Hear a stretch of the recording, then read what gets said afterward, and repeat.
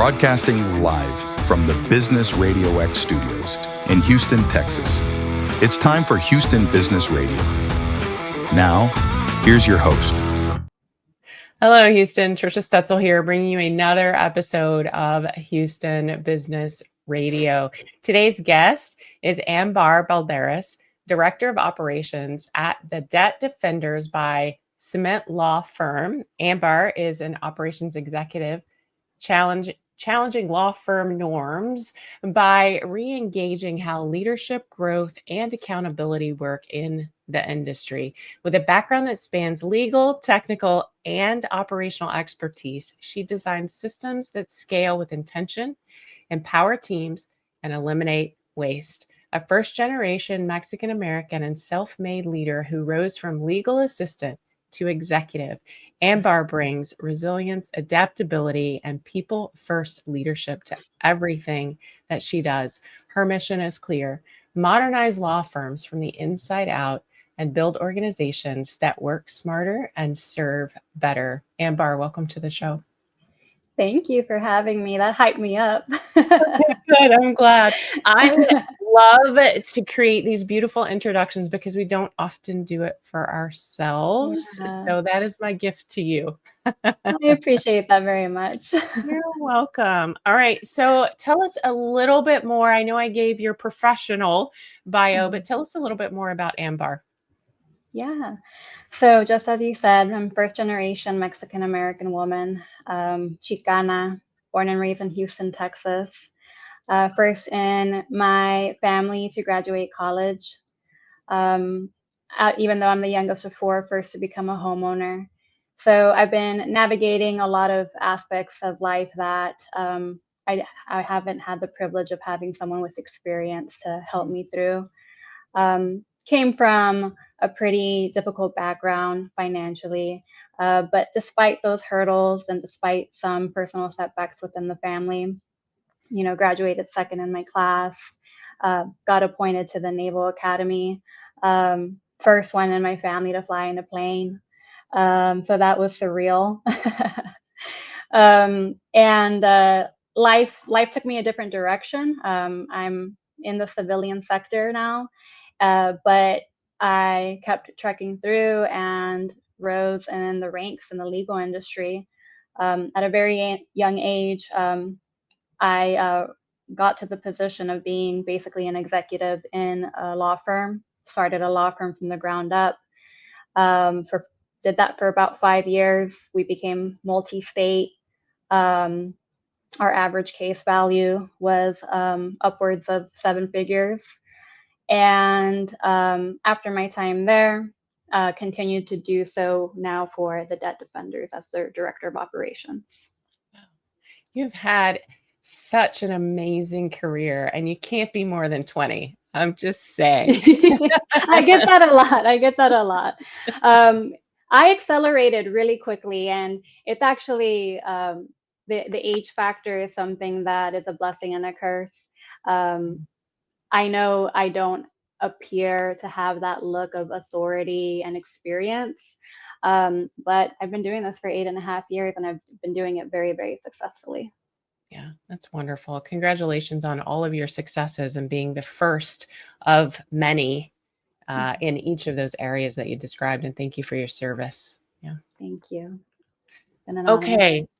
One of the things that I talked about it in your bio or when I introduced you, Ambar, is the scaling, right? So most law firm consultants get scaling wrong, or this is what I understand from you. So from your perspective, what is it that they miss and what actually works in practice when it comes to scaling? So law firm consultants, it's a very smart business, right? To be a law firm owner, you have to be an attorney. There are a few states that I know of that are changing that. I believe Arizona pioneered that. But for decades and decades and centuries, it's been that you had to be an attorney to be a law firm owner. Many law firm owners don't go to business school, don't take those business courses, right? And it's definitely an area that is a smart business move. However, not every law firm fits that traditional mold. And law firms have been set up in this traditional structure for a very, very long time, where it's assumed that to be in leadership, to be a high or key decision maker, you must be an attorney. Um, I believe that does a disservice for both your attorneys and your support staff. For your attorneys, it sort of pressures them into striving for that partner track, which isn't fulfilling or serving for everybody. Some attorneys want to be an attorney. They don't want to be a manager. And that's fine. I understand that's what you went to school for. Um, while some support staff have the not just the know-how of how to get a case from the very beginning to the very end, but the intricacies of dealing with all the different court systems, all the different filing systems, case management systems. They actually do the frontline work, right? I always call them the backbone of the firm. Things wouldn't happen if we didn't have the support staff. And it does a disservice to them because those people who do have those aspirations and do have those natural leadership qualities, well, they kind of get shunned, right? The ceiling is there because they can't take it there without that title or the degree. That's not to say that attorneys can't be in leadership, right? Like some do have those qualities and that desire, but many don't. Um, and so because of these norms, the advice that is given is often very cookie cutter, right? It it caters to that traditional structure, and it doesn't really allow an openness or an innovative way to look at and tackle different issues. Um, and because of that, they multiple things can go wrong.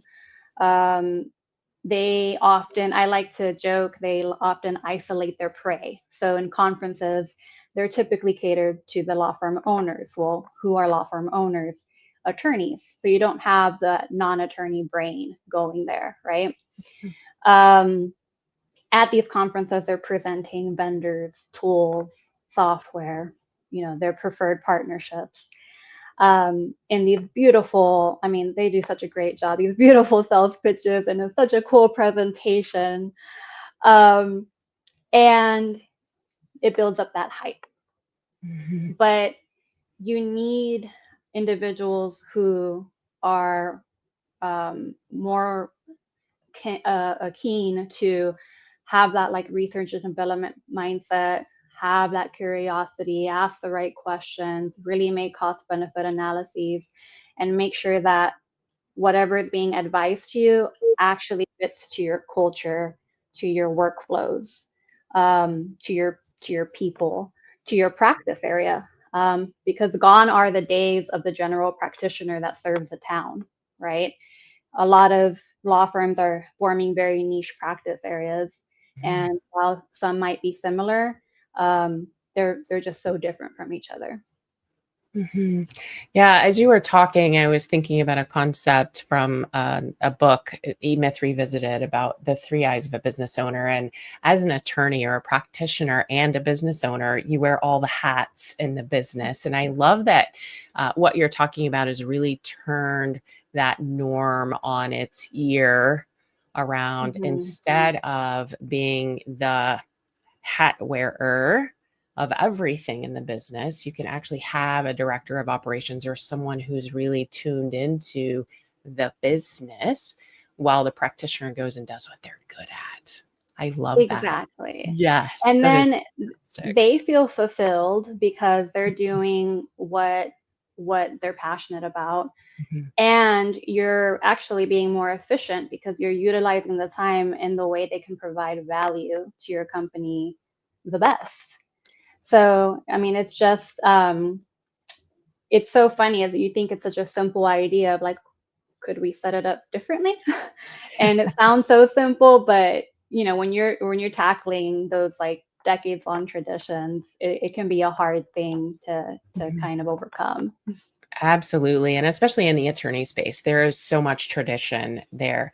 I'd love to dig around a little bit more in this modernization where you can scale up and you can hire people to do the things that the attorney shouldn't be doing so they can go do Yeah. their job.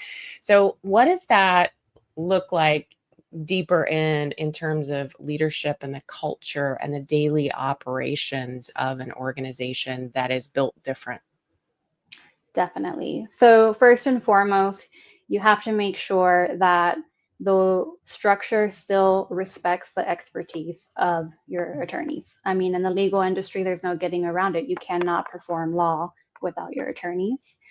Um, However, what I've done is leverage the paralegals, the senior paralegals, the individuals who have really been the ones to take their attorney there, right? Help them get to those points of winning those trials, or winning amazing settlement after settlement, whatever the case may be. And having them manage the team, manage the support staff, give the advice of what can we do to make our lives easier, because if our lives are easier, then our attorneys' lives are easier. If we're Mhm. faster, more efficient, and not losing quality, then we're being the best we can be for our attorneys. And it really starts with culture, because um, I think you need to be cognizant of the fact that, there might be some attorneys who aren't going to like that structure. So being very transparent about, hey, are you okay with the department manager of whatever legal department you're in being a non-attorney? Being transparent is key. Um, and I find that more and more of the newer generations of attorneys that are coming out of law school are completely okay with it. Um, so that's been nice, a nice shift, a little bit easier to build the team up like that. But yeah, really leveraging those senior support staff who have worked every single angle of a case from beginning to end is so key, especially if you're a high volume firm. Um, that is especially essential in those moments.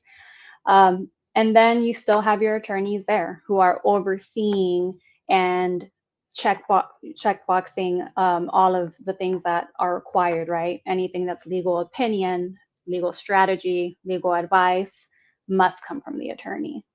Mhm. Um, the beauty about that structure is you can then scale a little bit easier, because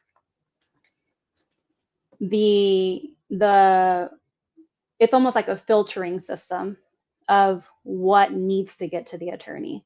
The attorney no longer has to go through every little approval process just to get a case moving. You remove that bottleneck, and it is only when that legal opinion, strategy, advice is needed in which they're being pulled in for that, high value assessment. Mhm. So I do have some attorney friends and teams that listen to my show. And I know right now the attorney is thinking, gosh, I don't have to manage people. That sounds amazing. Right? A lot of attorneys go to school and believe that this amazing practice that they're going to build is not about managing people. It's about working the law and doing Working those those things. cases. Yes, exactly. And it's so I can see like this relief. Oh, there's a solution to that. I don't have to manage people. Yeah, no, exactly. And as I mentioned, if anything, what that kind of system or team building does is it just expands your options, right? You know, you don't have to pigeonhole yourself into, I can only look at my attorneys for these positions. You can look at everybody, and whatever makes the most sense is what you can go with without having to restrict yourself in any way. If that's an attorney, awesome. There probably are some attorneys who get energized by that, but they no longer feel pressured to or feel like they need to be perceived as if that's what they want. Yeah, absolutely. They get to choose. That's Mhm. really amazing. So, Ambar, I know that there are folks listening who would love to connect with you. So, what is the best way to connect with you? Yeah, the best way is going to be LinkedIn. Just search for my name there, Ambar Balderas. I'm sure you have it neatly on the screen, and I'm easy to find. You'll see these glasses. Perfect. Yes, you guys, as always, I will have the link in the show notes so you guys can just point and click. If you're listening, her name is spelled AmbarBalderas, so that you guys can find her on LinkedIn, just in case you're listening and not in a place where you can point and click. So, Ambar, if it's okay, I would love to go into this space of technology. It is changing so fast, and AI is all around us. So, with so many tools, AI and those things that are helping us automate in the market, how do you evaluate what's worth adopting without chasing all the shiny objects that are out there? That's a great question.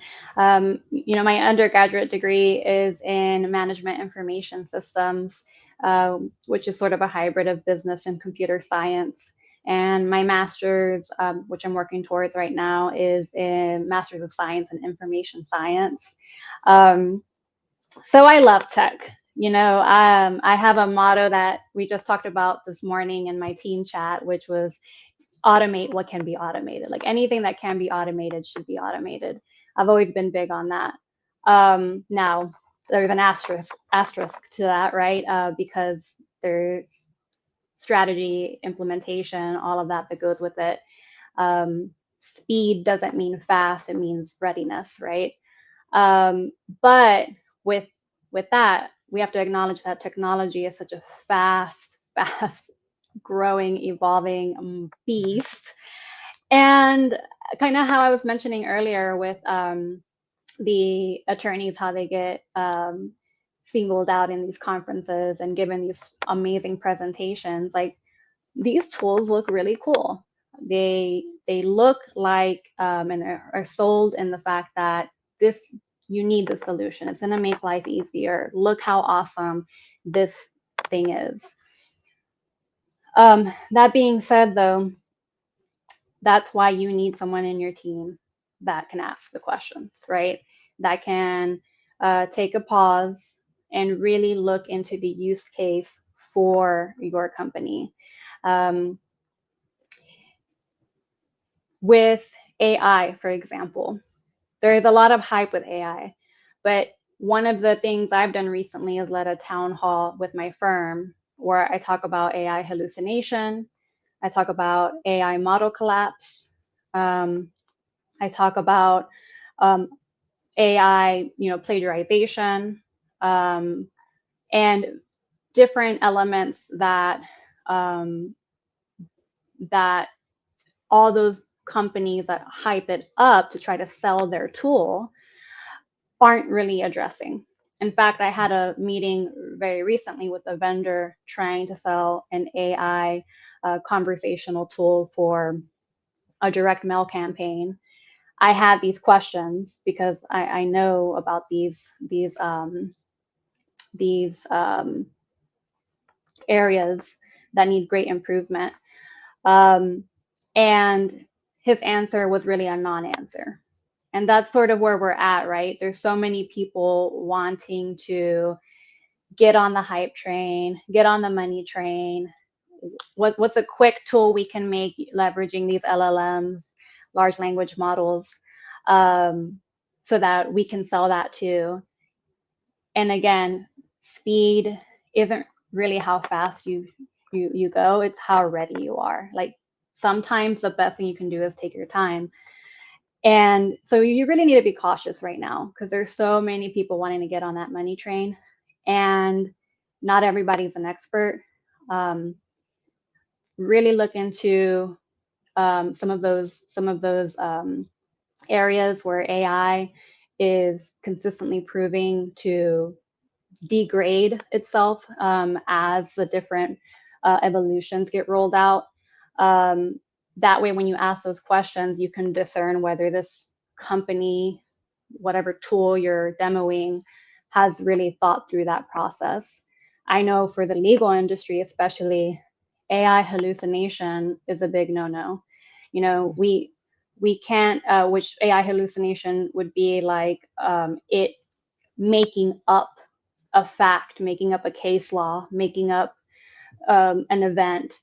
Um, and there's been attorneys who have gotten in trouble for citing hallucinated case law in documents they file in court.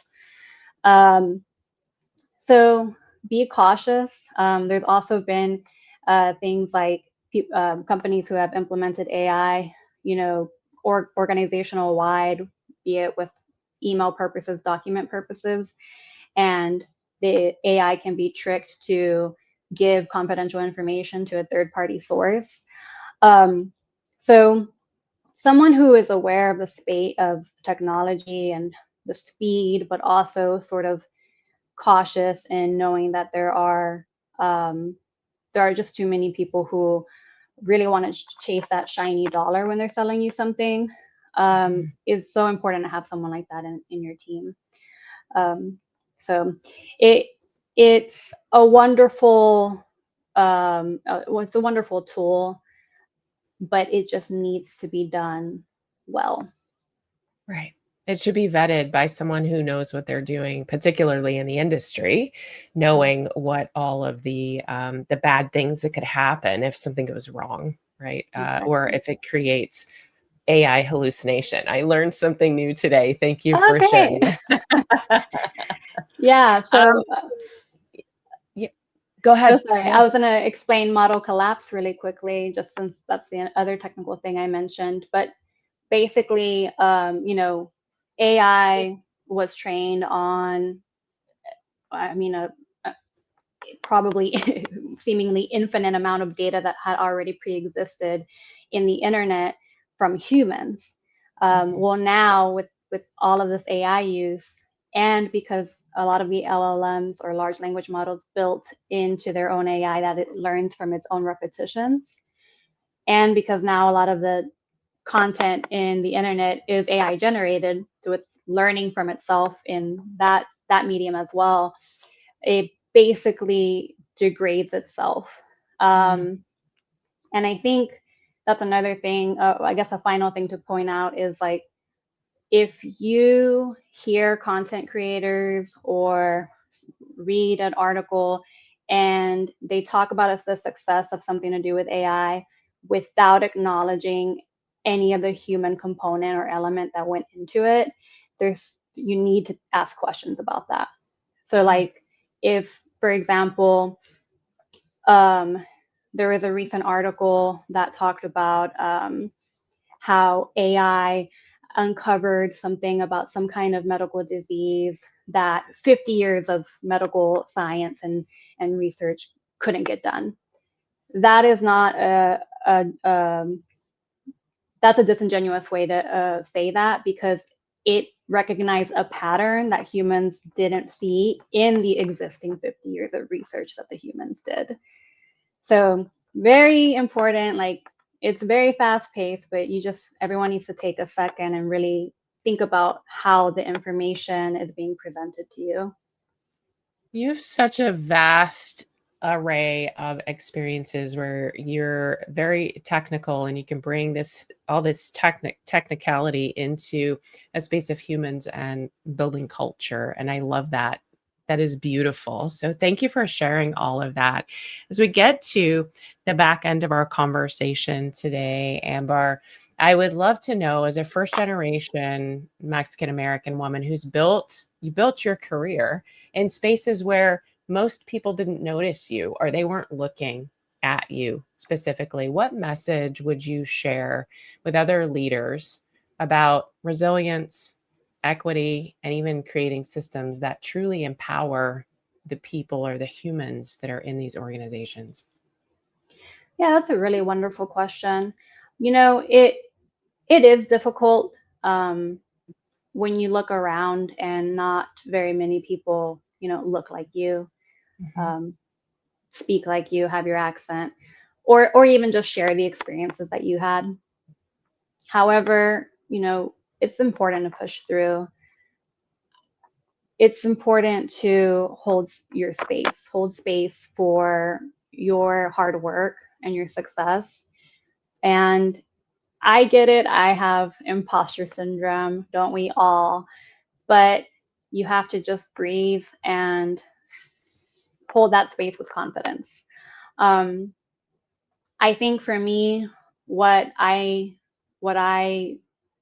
try to make sure to do is remember that I'm good at putting these puzzle pieces together. And I do so while ensuring that I'm getting a lot of feedback from my team, making sure that all of my ideas don't just work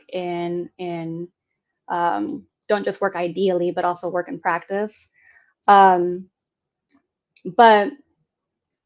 I just try to focus on understanding that I know I'm good at what I do, and I know I'm good at helping people make their jobs easier, be the best that they can be in their roles, and just taking it one step at a time. And of course, always resorting back to being data driven. Communication, that's the hardest part. But as long as you're showing in those reports and in your data and in your dashboards, your success, that speaks volumes in itself. Mm-hmm. I'd love to sit here and talk to you for like another 90 minutes, but we can't because we're at the end of our time. You've said some really thought-provoking things, and I appreciate you bringing so much knowledge and care to the conversation that we've had today. I really enjoyed it, Ambar. Awesome. Thank you so much, Trisha. It's been a wonderful experience. I hope I did well. You did fantastic. So tell folks how they can reach out to you one more time. Yeah, for anybody who'd love to reach out, I would love to connect, bounce ideas, hear your stories. Please follow me or connect on LinkedIn. It's at Ambar Balderas, AmbarBalderas. Beautiful. Thank you again. I've really enjoyed our time together today. Thank you as well. Have a good day.